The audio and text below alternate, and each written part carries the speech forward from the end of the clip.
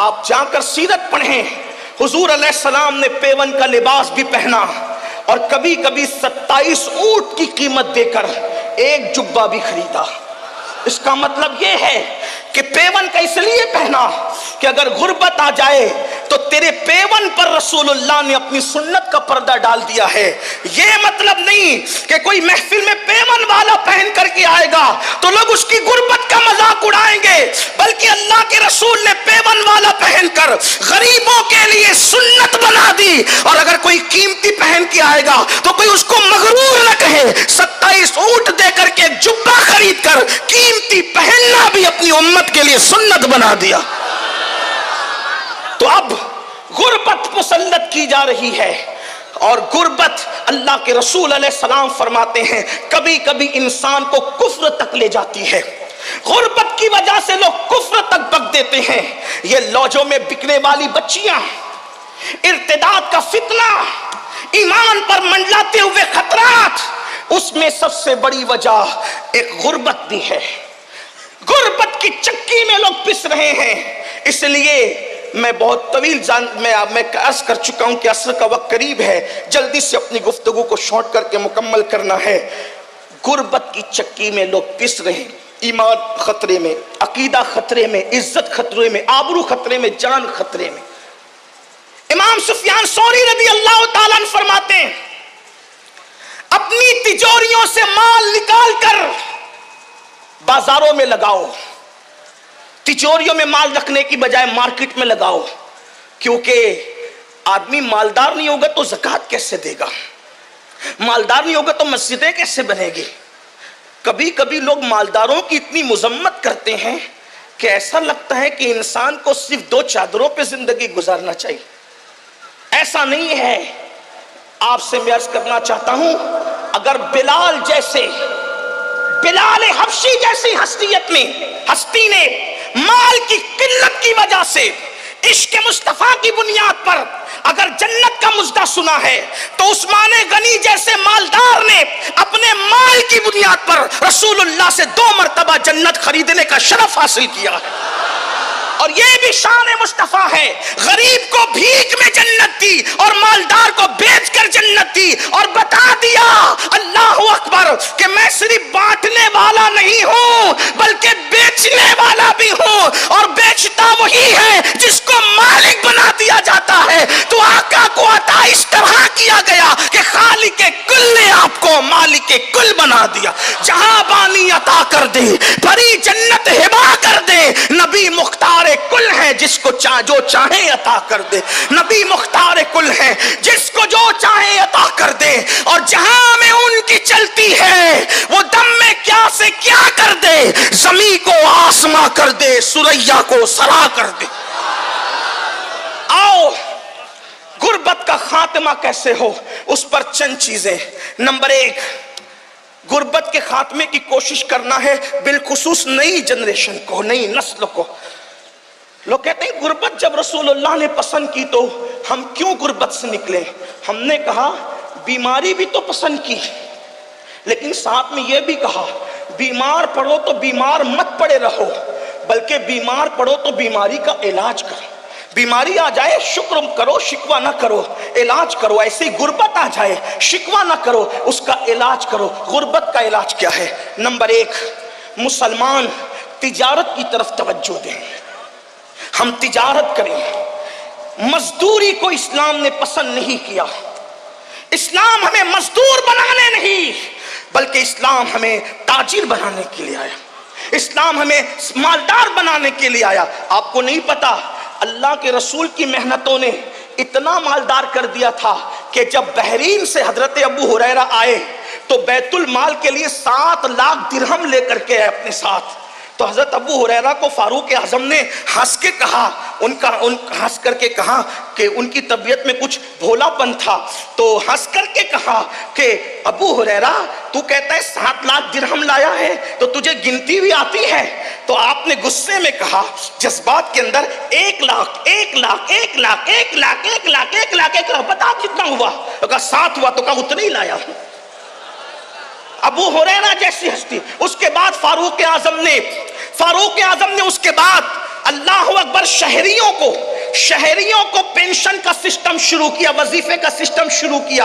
ये आज यूरोप के अंदर लोगों को वजीफे दिए जाते हैं। ये किसी की अपनी जाती कमाल की बात नहीं है। अगर शहरों में वजीफे तकसीम होते हैं तो उसमें सबसे पहले शुरू करने वाली हस्ती उमर इब्ने खत्ताब की हस्ती है।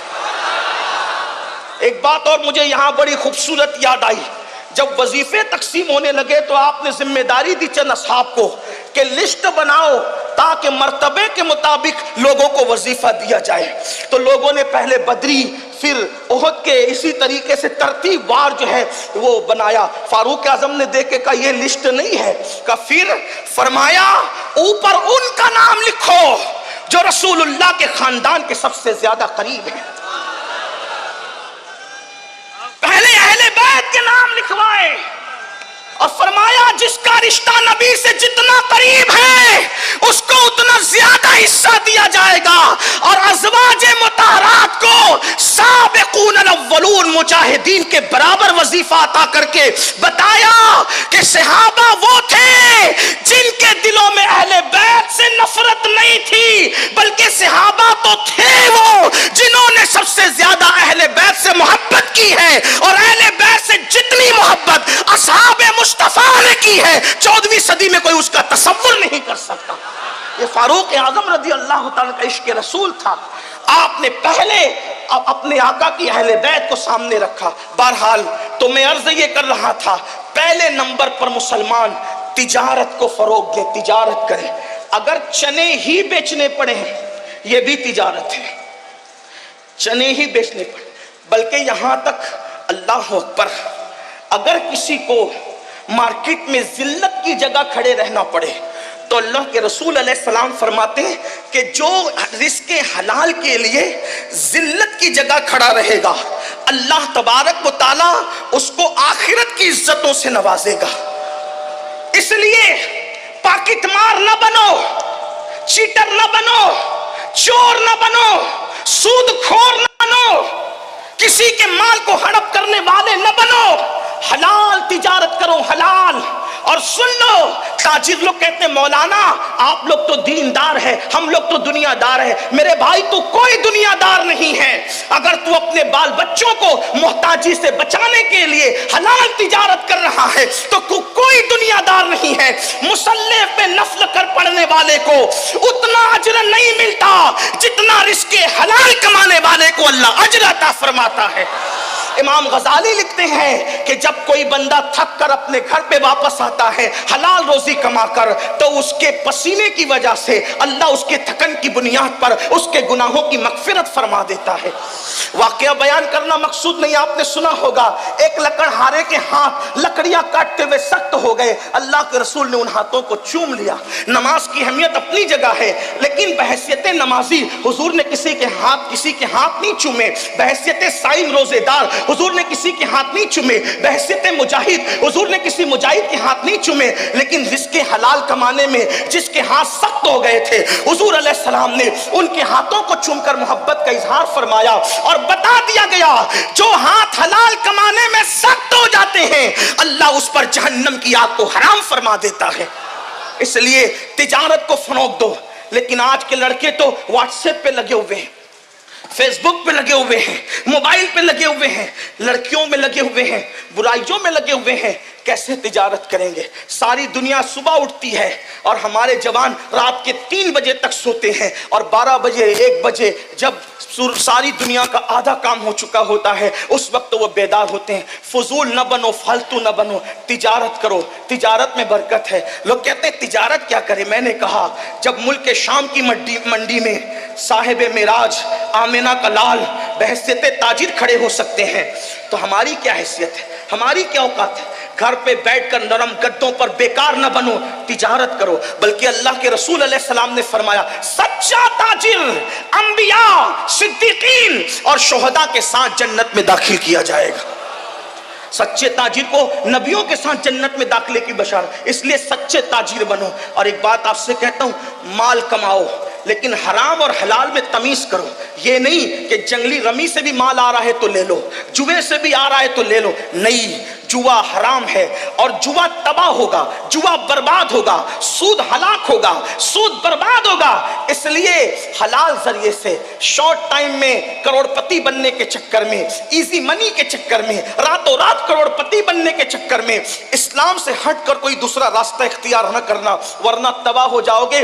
حرام آتا نظر آتا ہے لیکن اس میں برکت نہیں ہوتی۔ کیا آپ نے بار بار نہیں سنا، اللہ اکبر، سور کے کتنے بچے پیدا ہوتے ہیں، کتے کے کتنے بچے پیدا ہوتے ہیں، لیکن وہ حرام ہے، اس میں کوئی برکت نہیں۔ ہر دروازے پر نہ سور نظر آتا ہے، نہ ہر دروازے پہ کتا نظر آتا ہے، لیکن اللہ اکبر، بکریاں حلال ہے، ہر سال کروڑوں اربوں خربوں کی تعداد میں ذبح ہوتی ہے، اس کے باوجود بھی ہر دروازے پر کم و بیش نظر آتی ہے۔ وجہ حلال ہے تو اللہ نے اس میں برکت عطا فرمائی ہے، اس لیے حلال کو لازم پکڑو۔ اللہ اکبر۔ پہلے نمبر پر تجارت، جلدی جلدی سے گفتگو اینڈ کی طرف جاتی ہے۔ دوسرے نمبر پر زراعت، اس لیے کہ اگر تجارت نہیں کر سکتے تو چلو کسان بن جاؤ، زراعت کا پیشہ اختیار کرو۔ ہمارے ابا جان حضرت آدم علیہ السلام نے زراعت کا پیشہ اختیار فرمایا۔ اللہ اکبر۔ انبیاء الگ الگ پیشے سے وابستہ رہے۔ اللہ اللہ۔ حضرت آدم علیہ السلام زراعت کرتے تھے۔ اچھا، زراعت اور کسان بننے میں فائدہ کیا ہے؟ ایک تو وہ پیسہ بھی دیتا ہے اور دوسرا اجر بھی دیتا ہے، یعنی آپ نے جو پودا بویا ہے، آپ نے جو درخت لگایا ہے، جب تک وہ تر رہے گا وہ اللہ کا ذکر کرے گا، جب تک ذکر کرے گا آپ کے نامے اعمال میں ثواب لکھا جاتا رہے گا۔ جو اس کے سائے میں بیٹھے گا آپ کو ثواب ملے گا، جو اس کے پھول کی خوشبو سونگے گا آپ کو ثواب ملے گا، جو اس کا پھل کھائے گا آپ کو ثواب ملے گا، حتیٰ کہ اگر اس سے چڑیا بھی دانا چگے گی اللہ آپ کو اس کا بھی اجر عطا فرمائے گا اور صدقے کا اجر عطا فرمائے گا۔ یہاں تک کہ درخت لگا کے مر جاؤ گے تو مرنے کے بعد بھی جب لوگ اس سے فائدہ اٹھائیں گے تو اللہ آپ کی قبر میں آپ کو آرام عطا فرمائے گا۔ پیسے بھی آ رہے ہیں اور اجر بھی مل رہا ہے، یہی مذہب اسلام کی خصوصیت ہے۔ نمبر 3، تجارت، زراعت، اور اس کے بعد پھر دستکاری، کاراگیری کرو۔ آج کل لوگ گھر میں بیٹھ کے پیسے کمانا چاہتے ہیں۔ حضرت داؤد علیہ السلام اللہ کے پیغمبر ہیں، اللہ کے نبی ہیں، سلیمان علیہ السلام کے والد ہیں۔ آپ روزانہ بھیس بدل کے نکلتے تھے کہ میں اپنے بارے میں پوچھوں کہ میری کمی کیا ہے، حالانکہ جو بھی نبی ہوتا ہے اس میں کبھی کوئی کمی نہیں ہوتی، کیونکہ نبی کو اللہ کامل و اکمل بنا کر بھیجتا ہے، چاہے اس کا نسب ہو، چاہے اس کا حسن ہو، چاہے اس کا علم ہو، چاہے اس کا تقوی ہو، اس کا بولنا ہو، چلنا ہو، پھرنا ہو، معصوم ہوتا ہے نبی۔ لیکن جن کے رتبے ہیں سوا، ان کو سوا مشکل ہے۔ اللہ کے پیغمبر داؤد علیہ السلام جو ہے وہ پوچھتے تھے بھیس بدل کر کہ میں اپنے بارے میں پوچھوں کیا کمی ہے۔ جس سے ملتے تھے سب کہتے تھے کیا پیغام، کیا انسان ہے، کیا ہستی، سب تعریف کرتے تھے، لیکن آپ مطمئن نہیں ہوتے تھے، کچھ تو ہے، کچھ تو ہے۔ ایک دن اللہ نے جبریل علیہ السلام کو بھیجا، کہا آپ جاؤ اور بتاؤ، آئینہ دکھاؤ کیا کرنا ہے۔ حضرت جبریل آئے انسانی شکل میں، ان سے ملاقات ہوگی تو کہا داؤد کیسے؟ کہا آدمی بہت اچھا ہے لیکن اپنے ہاتھ کی کمائی نہیں کھاتا۔ آدمی بہت اچھا ہے مگر اپنے ہاتھ کی کمائی نہیں کھاتا، اگر اپنے ہاتھ کی کمائی کھائے تو پھر اور بات ہے۔ پلٹے روتے ہوئے اور اللہ سے دعا کی، مولا مجھے کوئی ہنر سکھا دے، تو اللہ نے آپ کے ہاتھ میں لوہے کو ایسے نرم کر دیا جیسے عورتوں کے ہاتھ میں آٹا نرم ہوتا ہے، اور اللہ نے ان کو زرہ بنانے کا ہنر سکھایا۔ بادشاہ ہو کر بھی زرہ بناتے تھے اور بیچ کر کے اپنا جو ہے وہ رزق حاصل کرتے تھے۔ نبی زرہ بنا سکتا ہے، نبی زراعت کر سکتا ہے، نبی تجارت کر سکتے ہیں۔ ہمارے اندر کون سے سرخاب کے پر لگے ہیں کہ ہمیں شرم آتی ہے تجارت کے لیے، زراعت کے لیے؟ نہیں، آؤ غربت دور کریں، اور اس کے لیے کچھ اور طریقے۔ نمبر 1 کہ جو غریب لوگ ہیں ان کی غربت دور کرنے کے لیے اسلام نے زکوٰۃ کا نظام قائم کیا ہے۔ 2.5% زکوٰۃ اپنے مال سے ہر سال نکالو۔ آج مسلمان زکوٰۃ چور بھی ہوا ہے، نماز چور بھی ہے، زکوٰۃ چور بھی ہے۔ 1 پیسہ اگر زکوٰۃ کا بچا کے رکھو گے،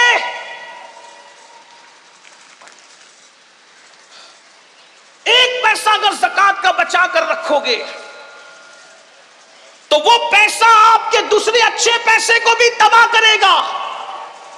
اور اگر زکات دے دی، اللہ کے رسول علیہ السلام فرماتے ہیں جو اپنے مال کی پوری پوری زکات ادا کرے اللہ اس کے مال کو اپنے قلعے میں محفوظ کر لیتا ہے. مجھے بتاؤ، جس کا مال اللہ کے قلعے میں محفوظ ہو جائے پھر اس کے مال کو کون کیا کر سکتا ہے؟ لوگ کہتے ہیں میرا مال بیوپاری لے کر کے بھاگ گیا، ڈوب گیا، یہ ہوا وہ ہوا. زکات نہیں دیتے، غریبوں کا حق نہیں دیتے، اس لیے کوئی لے کر کے بھاگتا ہے. واللہ اگر ایک ایک پائی کی زکات نکال دو تو اللہ کے سچے نبی نے فرمایا کہ جس نے زکات نکال دی اس کا مال اللہ کے قلعے میں محفوظ ہو گیا. ایک بات. دوسری بات، جب زکات نکالو تو زکات کو کوئی سسٹم سے تقسیم کرو. کچھ لوگوں کو تو ہم نے 200 روپے تقسیم کرتے دیکھا. ٹھیک ہے، اس پہ کوئی شرع کا حکم نہیں کہ تملیغ شرط ہے فقیر کے لیے، لیکن آپ سے پوچھتا ہوں کم سے کم ایسا ہو جائے. علماء کرام بیٹھے، میں صرف اپنی اصلاح کی خاطر مشورہ دے رہا ہوں، آپ کی مشورہ ہے میرا کہ اپنی زکات کو 3 حصوں میں تقسیم کریں اگر ہو سکے تو. نمبر 1، ایک حصہ اپنے رشتہ داروں میں تقسیم کریں. نمبر 2، ایک حصہ عام مسلمانوں میں تقسیم کریں. اور نمبر 3، ایک حصہ مدارس دینیا میں تقسیم کریں. اس سے یہ ہوگا کہ آپ کے رشتہ داروں کی غربت بھی دور ہوگی، عام مومنوں کی غربت بھی دور ہوگی، اور جو مدارس اسلامیہ جو دراصل ہمارے مذہب کی جان ہے، اللہ کے رسول علیہ السلام نے فرمایا العلم حیات الاسلام و عماد الدین، کہ علم اسلام کی زندگی ہے اور دین کا ستون ہے. جب تک کہ یہ مذہبی ادارے قائم ہیں انشاءاللہ ہمارا دین زندہ رہے گا. اس لیے ان کو بھی مضبوط کرنا ضروری ہے، لیکن اس کے لیے تھوڑی گزارش اتنی ہے کہ جہاں دے رہے ہیں وہاں آنکھ کھول کر کے دیکھو کہ کام ہو رہا ہے کہ نہیں ہو رہا ہے. اگر واقعی صحیح کام ہو رہا ہے، زمین پر ہے ادارہ تو ٹھیک ہے، اگر آسمانوں پر یا تصورات یا تخیلات میں ہے تو پھر آپ اس کے ذمہ دار ہیں. کچھ لوگوں کا حال یہ ہوتا ہے کام نہیں دیکھتے بلکہ جہاں نام ہوتا ہے وہاں دیکھتے ہیں، پھر چاہے وہ صحیح جگہ ہو چاہے غلط جگہ. اس میں بھی مجھے ایک بات یاد آتی ہے، دراصل پھر آپ کا بلکہ ہم بولنے والوں کا بھی کیا قصور. ایک شخص حضرت محبوب الہی کے پاس ہے، نظام الدین اولیاء، کہ حضور میری زکات ہے اور آپ میرے مرشد ہیں، آپ نیک اللہ والے، جس کو چاہے دے دیں. لیکن وہ بھی اللہ والے تھے، وہاں لے کر کے جھولی میں ڈالنا تو تھا نہیں، انہوں نے ہاتھ میں نہیں لیا. فرمایا بیٹا خانقاہ کے سامنے جا، پہلا جو بندہ نظر آئے گا اس کو دے دینا. تو دے دیا. وہ محبوب الہی کے بڑے نیک اور متقی مرید تھے. تو دوسرے کو رشک آیا، ارے اس کی زکات تو بڑی صحیح جگہ گئی. تو دوسرا بھی لے کر کے آیا، بس سرکار میری بھی قبول کرے. میں جا پہلے خانقاہ کے دروازے پہ جو پہلے دکھے دے دینا. ایک شرابی ڈولتے ہوئے آ رہا تھا، حضرت کا حکم تھا دے تو دیا، منہ اتار کے آیا. کہا سرکار اس کی ایسی جگہ میری ایسی جگہ. آپ نے مسکرا کے کہا بیٹا میرا قصور کیا ہے، جیسا مال تھا ویسے کے پاس پہنچ گیا. بس اپنی زکاتوں کا بھی یہی حال ہے، جیسے کماؤ گے ویسے جولی میں جائیں گے. اگر حلال کماؤ گے تو اچھے ہاتھوں میں پہنچے گی. یہ تو زکات کا معاملہ ہو گیا.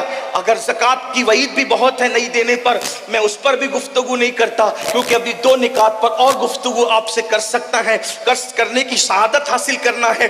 میں جلدی سے چل رہا ہوں، حالانکہ اتنی جلدی سے چلنا میری اپنی ہی چاہے وہ یعنی کہ میرا اتنا علمی معیار بلند نہیں ہے کہ میں اتنی جلدی سے اپنی بات رکھوں، بلکہ میرا معاملہ آج اس وقت ایسا ہے جیسے کسان کا حال ہوتا ہے کہ وہ سورج دیکھ کر کے ہاتھ تیز کرتا ہے، ویسے میں بھی گھڑی پر توجہ کر کے اپنی بات تھوڑی سی تیز کرنا چاہتا ہوں تاکہ اللہ کرے میرے دل کی بات کسی کے دل تک پہنچ جائے اور میرے لیے نجات کا سامان ہو جائے. حالانکہ یہاں تو ایک سے خطبہ مقررین شمس ملت علامہ شمس الدین جیسے اور حضرت علامہ اللہ بخش صاحب جیسے اور حضرت علامہ معین اعظمی صاحب جیسے ہمارے بڑے بھائی جناب بلبل باغ مدینہ قاری رضوان صاحب، علامہ عبدالرب صاحب اور بھی ہمارے مولانا انصار صاحب، بڑے یہ شموس و اقمار ہے علوم و معارف کے، یہ یہاں جلوگر ہیں. ان کی موجودگی میں میرا بولنا ایسا ہی سورج کو چراغ نہیں، سورج کے سامنے اگربتی جلانے کے برابر ہے.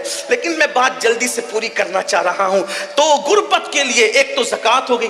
دوسری چیز آج مسلمانوں کی فکر یہ بن گئی کہ زکات ہی میں سب نپٹانا چاہتے ہیں 2.5% میں، اس کے لیے بھی زکات لے لو، اس کے لیے بھی زکات لے لو، اس کے لیے بھی للہ رقم بھی تو نکالو، صدقہ نفلی صدقہ بھی تو نکالو۔ حدیث پاک میں آتا ہے تمہارا نفلی صدقہ جب تم کسی کو دیتے ہو، نفلی زکات تو مستحقی کو دی جائے گی ورنہ ادا نہیں ہوگی، لیکن نفلی صدقہ سب کو دیا جا سکتا ہے۔ جب ہم نفلی صدقہ دیتے تو اس کی فضیلت یہ ہے کہ جس کو نفلی صدقہ دیتے ہو اس کے ہاتھ میں بعد میں آتا ہے، پہلے وہ اللہ کے دست قدرت میں پہنچتا ہے۔ نفلی صدقہ جو دیتا ہے اللہ اسے اچھی موت عطا کرتا ہے، بری موت سے اللہ بچاتا ہے۔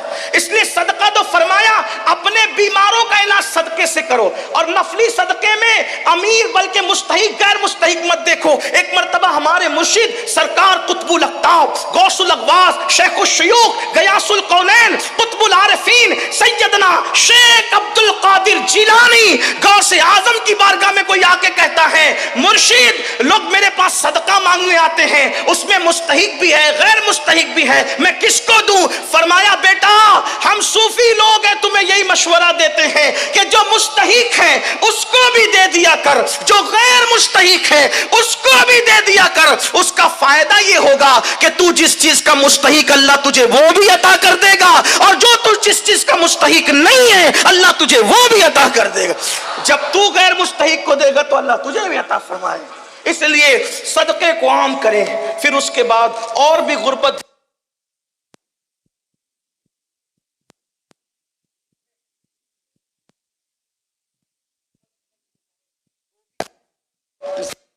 خربوں میں نکلے گی، خربوں میں، لیکن بس صحیح تقسیم کی ضرورت ہے۔ خدا کرے اللہ ہماری قوم کو شعور دے۔ دوسرا مسئلہ ہے جہالت۔ جہالت ہر برائی کی جڑ۔ جاہل جو کرے گا اس کی توقع آپ کسی سے نہیں رکھ سکتے۔ پہلی بات، پہلے جہالت کی تعریف سن لیں۔ جہالت اس کو کہتے ہیں علم نہ ہونے کی بنیاد پر اطاعت الہی سے منہ موڑ کر ہر کام دنیا کے لیے کرنا، یہ جہالت ہے۔ اونلی جہالت، مکمل جہالت، فقط جہالت۔ توجہ پھر سنیں، اور بھی تعریف ہو سکتی ہے اس لیے کہ لوگوں کے الگ الگ نظریات ہیں، میں جہاں سے پڑھ رہا ہوں وہاں سے کہہ رہا ہوں۔ علم نہ ہونے کی بنیاد پر خدا کی اطاعت سے منہ موڑ کر ہر کام دنیا کے لیے کرنا جہالت، اور ایک ہے جہالت جہل مرکب۔ جہل مرکب یہ ہے علم ہونے کی بنیاد پر خدا کی اطاعت سے منہ موڑ کر ہر کام دنیا کے لیے کرنا، یہ جہل مرکب ہے۔ تو جاہل سے بھی بڑا جاہل وہ ہے جو جہل مرکب رکھتا ہے۔ لیکن آپ سے کہنا چاہتا ہوں اسلام ہر جہالت کو مٹانے کے لیے آیا ہے، اس لیے ہم علم کی طرف توجہ کریں۔ آج دیکھیں نماز پڑھنا نہیں آتی، جہالت، وضو کرنا نہیں آتا، جہالت، نماز جمعہ کے مسائل نہیں معلوم، جہالت، حج کے مسائل نہیں معلوم، جہالت، ماں باپ کی نافرمانی نہیں معلوم، جہالت، عورتوں پہ پاپ کی نظر، جہالت، زنا، شراب، یہ سب گندگی جو پھیلی، جہالت، قتل غارت گری، جہالت، یہ سب جہالت کے مسائل ہیں۔ آئیے جہالت کو دور کریں اور جہالت کا خاتمہ کریں۔ مسلمانوں سے میری اتنی گزارش ہے، اپنی دولت کا دولت مند لوگ اپنی دولت کا صحیح استعمال کریں اور جہالت کے خاتمے کے لیے ادارے بنائیں، اور ایسے صاف ستھرے ادارے۔